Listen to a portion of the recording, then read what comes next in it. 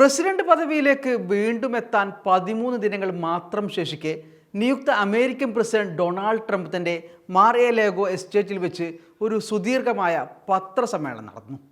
ലോകത്തിന്റെ ഭാവി ഒട്ടും സാധാരണമായിരിക്കില്ലെന്നും കൂടുതൽ മനുഷ്യരുടെ ജീവിതം ബുദ്ധിമുട്ടിലാകുമെന്നും മനസ്സിലാക്കി തരുന്ന ഒന്നായിരുന്നു ആ പത്രസമ്മേളനം.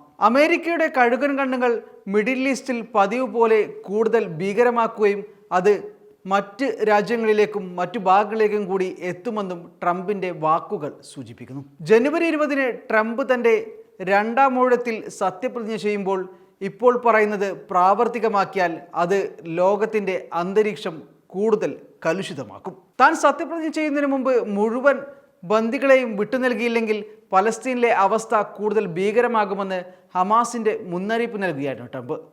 ഈ മുന്നറിയിപ്പിൽ തീർന്നില്ല നിയുക്ത അമേരിക്കൻ പ്രസിഡന്റിൻ്റെ ദുരാഗ്രഹങ്ങൾ. ഗ്രീൻലാൻഡ്, കാനഡ എന്നീ സ്വയംഭരണാവകാശമുള്ള രാജ്യങ്ങളും പനാമ കനാൽ എന്ന പനാമയുടെ സാമ്പത്തിക സ്രോതസ്സും തങ്ങൾക്ക് വേണമെന്ന അത്യാഗ്രഹവും ട്രംപ് പങ്കുവെക്കുന്നുണ്ട്. ഈ രാജ്യങ്ങളുടെ ഭരണകൂടങ്ങൾ ഇതിലെ എതിർപ്പ് അറിയിക്കുമ്പോൾ തന്നെയാണ് ട്രംപ് തൻ്റെ ആവശ്യം വീണ്ടും ആവർത്തിച്ച് സംഗതി കൂടുതൽ വഷളാക്കുന്നത്. അതേസമയം 45,855 പലസ്തീനികളുടെ ജീവൻ അപഹരിക്കുകയും ഭയപ്പെടുത്തുന്ന തരത്തിൽ ഗുരുതരമായ മനുഷ്യാവകാശ ലംഘനങ്ങൾ നടക്കുകയും ചെയ്യുന്ന ഗസയ്ക്ക് മേൽ കൂടുതൽ തീ കോരിയിടുകയാണ് ട്രംപിൻ്റെ ശ്രമം. പത്രസമ്മേളനത്തിലെ ഗണ്യമായ സമയവും ഹമാസിനുള്ള തൻ്റെ ഭീഷണിയെ അറിയിക്കാനും ഭയം വിതറാനുമാണ് ട്രംപ് ശ്രമിച്ചത്.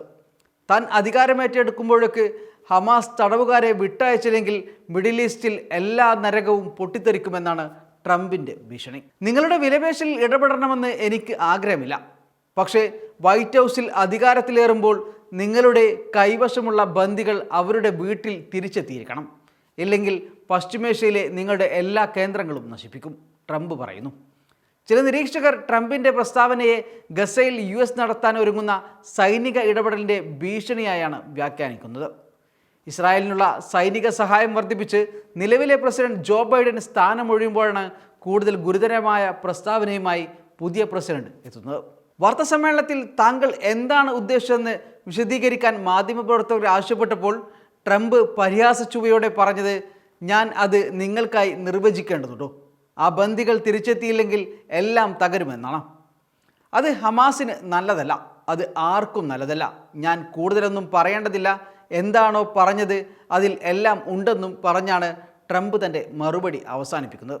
അതേസമയം പനാമ കനാലിൻ്റെയോ ഗ്രീൻലാൻഡിൻ്റെയോ നിയന്ത്രണം ഏറ്റെടുക്കാൻ സൈനിക ശക്തിയോ സാമ്പത്തിക ബലപ്രയോഗമോ ഉപയോഗിക്കുമോ എന്ന മാധ്യമപ്രവർത്തകരുടെ ചോദ്യത്തിന് ഇല്ല എന്നാണ് ഉത്തരമെങ്കിലും ഭാവിയിലെ തീരുമാനം എന്താകുമെന്ന് കണ്ടു തന്നെ അറിയണം.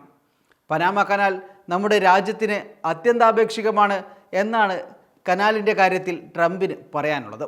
ദേശീയ സുരക്ഷാ ആവശ്യങ്ങൾക്കായി ഞങ്ങൾക്ക് ഗ്രീൻലാൻഡ് ആവശ്യമാണെന്നും ട്രംപ് പറഞ്ഞു വെക്കുന്നു.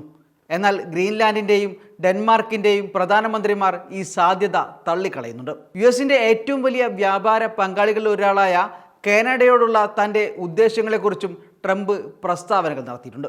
കാനഡ US-മായി 8,891 കിലോമീറ്റർ അതിർത്തി പങ്കിടുന്നുണ്ട്.